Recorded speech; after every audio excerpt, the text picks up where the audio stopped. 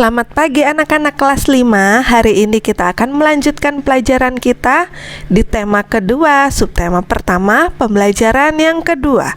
Sebelum kita memulai belajar, marilah kita berdoa menurut agama dan kepercayaan kita masing-masing. Semua makhluk hidup bernafas. Kita makhluk hidup berarti kita bernafas. Nah, bagaimana sistem pernafasan pada manusia?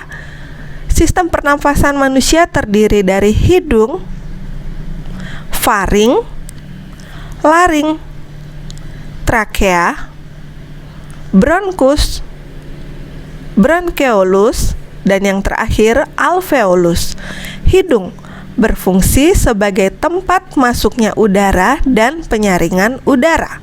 Faring merupakan persimpangan antara saluran pernapasan pada bagian depan dan saluran pencernaan pada bagian belakang. Laring terdapat di belakang faring. Trakea, pada trakea terdapat jaringan yang disebut silia yang akan bergerak dan mendorong keluar debu-debu bakteri yang masuk.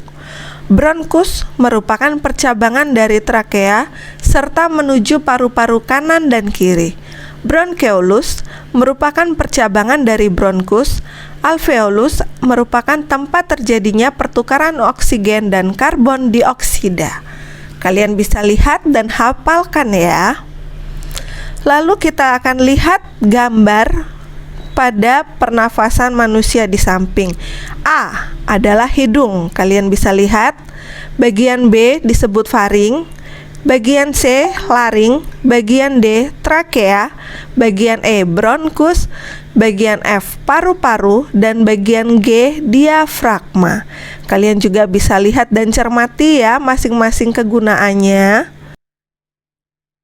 Lalu selanjutnya kita akan belajar tentang kata tanya. Kata tanya digunakan untuk menanyakan. Apa digunakan untuk menanyakan nama-nama benda, sebab, akibat, judul, atau tema. Yang kedua, di mana? Di mana digunakan untuk menanyakan tempat atau latar. Kapan? Digunakan untuk menanyakan waktu kejadian suatu peristiwa. Siapa?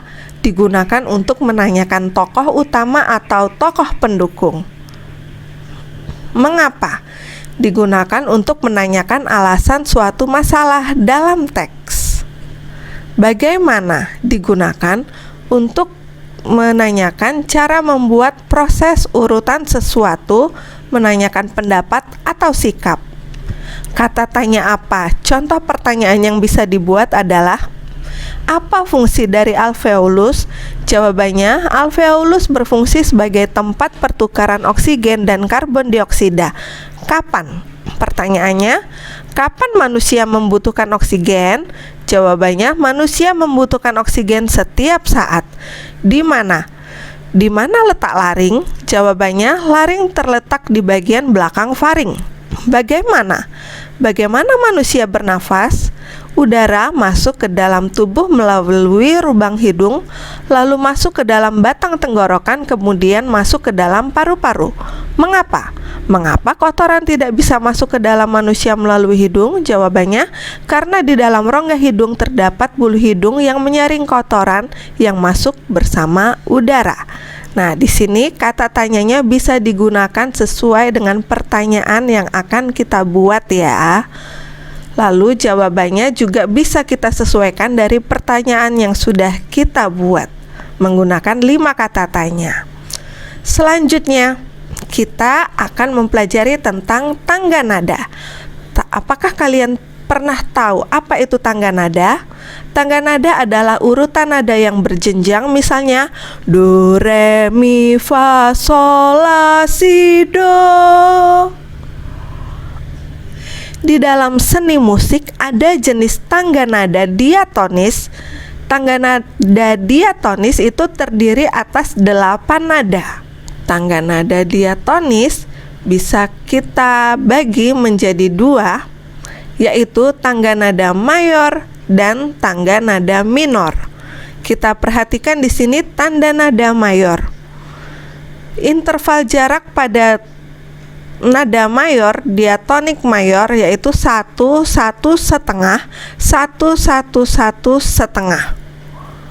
Lalu jika kita lihat di bawahnya, ada contoh urutan tangga nada diatonik mayor, C, D, E, F, G, A, B, C, ada angka 1 di atasnya. Jadi kalau dinyanyikan do, re, mi, fa, sol, la, si, do. Nah, dengan jarak 1, 1 setengah, 1, 1, 1 setengah. Adapun ciri-ciri tangga nada diatonis mayor adalah sebagai berikut. Yang pertama, bersifat riang gembira. Yang kedua, bersemangat. Yang ketiga, biasanya diawali dan diakhiri nada do, namun tidak menutup kemungkinan diawali dengan nada 5 atau 3 dan diakhiri nada 1. Contoh lagu yang menggunakan tanda nada diatonik mayor adalah lagu Hari Merdeka.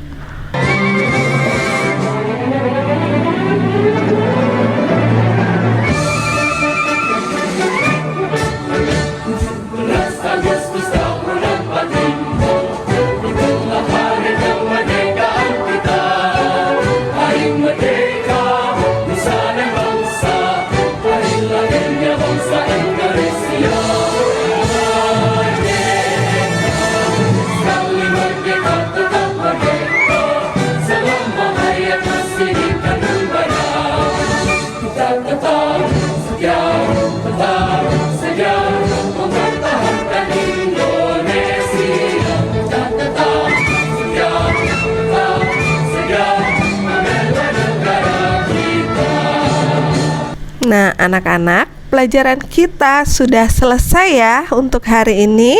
Selamat belajar dan jangan lupa tetap rajin berdoa dan jaga kesehatan. Terima kasih.